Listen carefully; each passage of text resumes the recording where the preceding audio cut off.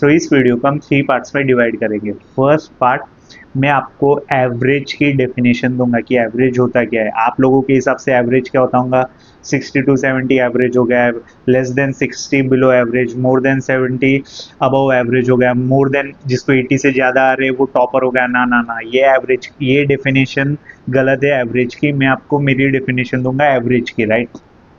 Second इस second part इस video का रहेगा कि क्या सीएस सिर्फ एवरेज स्टूडेंट्स के लिए ही बनाया गया, second part of this video. And third part एक अच्छा खासा बड़ा डिस्क्लेमर रहेगा। ओके, तो स्टार्ट करते हैं ये video. Okay, so first part पे आते हैं एवरेज की डेफिनेशन। लुक, मेरे हिसाब से एवरेज वो नहीं है जिसको 60 70 60 के ऊपर 70 के नीचे आ रहे हैं। ना ना ना, वो बहुत ही गलत डेफिनेशन है। एवरेज मीन्स अगर कोई बंदा पढ़ाई में एवरेज है तो उसकी पढ़ाई प्रायोरिटी में नहीं है। कोई दूसरी तीसरी चौथी चीज़ होंगी जो उसकी प्रायोरिटी लिस्ट में सबसे ऊपर आती होंगी, और पढ़ाई उसके प्रायोरिटी लिस्ट में सबसे नीचे आती होंगी।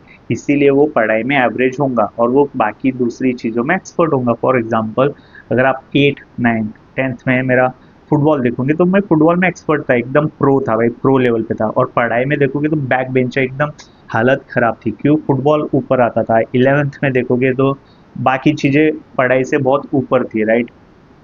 तो पढ़ाई में मैं एवरेज था। क्यों? क्योंकि पढ़ाई पे ध्यान ही नहीं है, प्रायोरिटी में एकदम लास्ट में आ रही है पढ़ाई, right.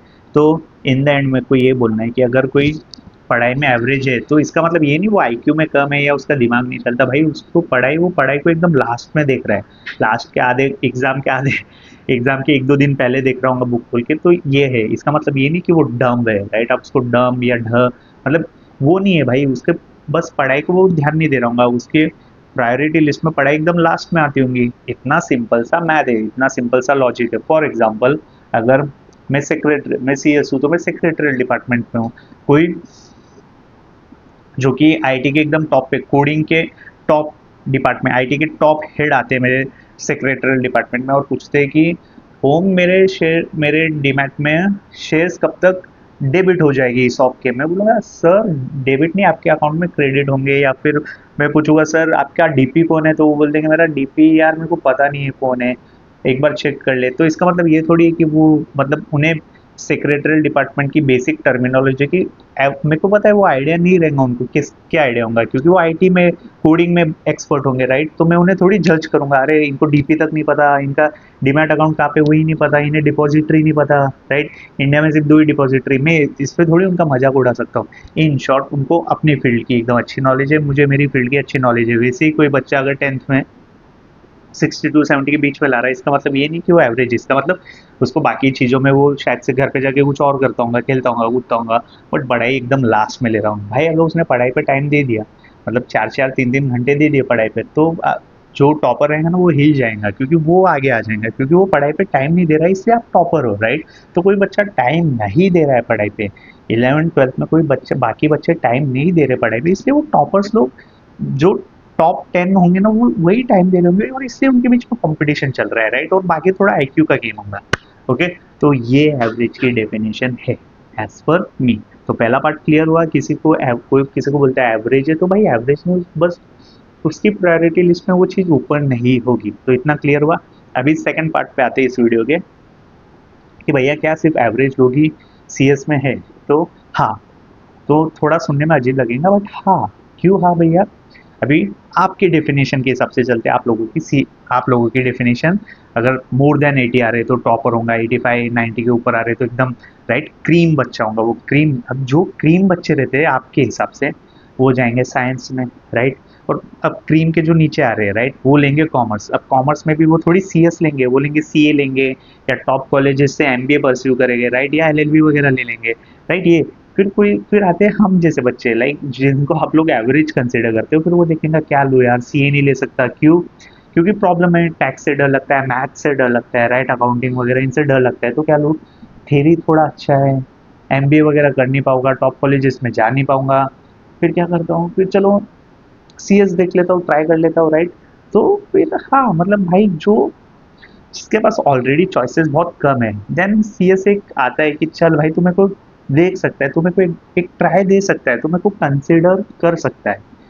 That's when CS comes into the picture, right? जब तब जाके कंपनी सेक्रेटरी पिक्चर में आता है कि ओके, तब तक बच्चे को आइडिया ही नहीं रहता कि सीएस रहता क्या है। देखा जाए तो सीएस हाँ एवरेज बच्चों के लिए ही है। और क्या एवरेज बच्चे सीएस को क्लियर कर सकते हैं? हाँ, जो बच्चे आ रहा है भाई सीएस पे वो सब एवरेज ही है।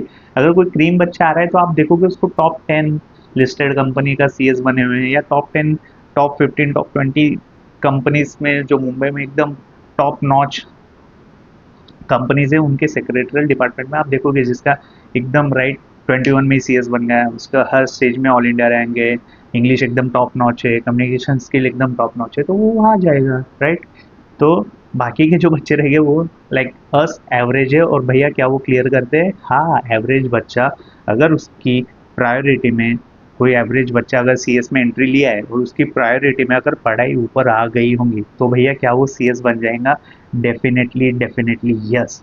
मैं एक लाइव एग्जांपल बैठा हूँ, अगर पढ़ाई ऊपर आ जाती है आपकी प्रायोरिटी लिस्ट में तो आप सीएस बन जाओगे। अगर मैं मेरी 11th की मार्कशीट लगाऊँ, अगर स्क्रीन पे आ रही होंगी तो आप देखोगे 11th में मेरी प्रायोरिटी लिस्ट में पढ़ाई नहीं होंगी, तो देखो कुछ 50 52 ऐसे मार्क्स होंगे, मेरे को याद भी नहीं है, मेरे को चेक करना पड़ेगा अगर मैं डाल रहा हूँ स्क्रीन पे। तो 11th में 52 है, क्यों?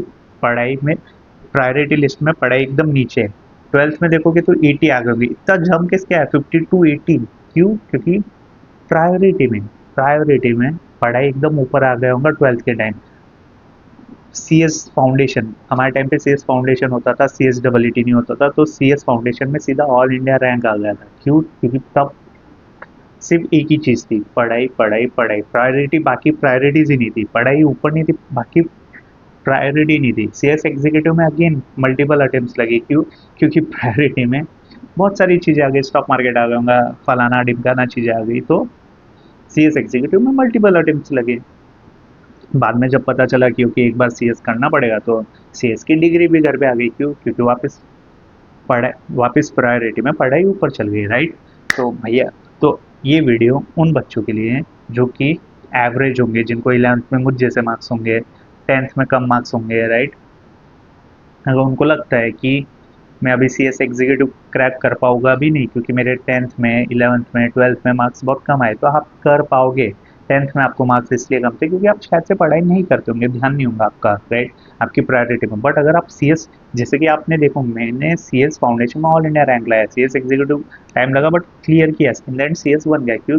धीरे धीरे प्रायोरिटी में पढ़ाई ऊपर गई। अगर आपके प्रायोरिटी में पढ़ाई ऊपर आएगी तो आप सीएस क्या सीए सीडब्ल्यू तीनों साथ में क्रैक कर लोगे, बट आपको आपकी प्रायोरिटी में पढ़ाई को सबसे ऊपर रखना पड़ेगा। That's the point of this video कि कोई भी बंदा एवरेज से एवरेज स्टूडेंट कुछ भी क्लियर कर सकता है अगर वो उसकी प्रायोरिटी लिस्ट को टिकर करे और पढ़ाई को थोड़ा ऊपर चेंजेस करे और पढ़ाई को थोड़ा ऊपर लेके आए।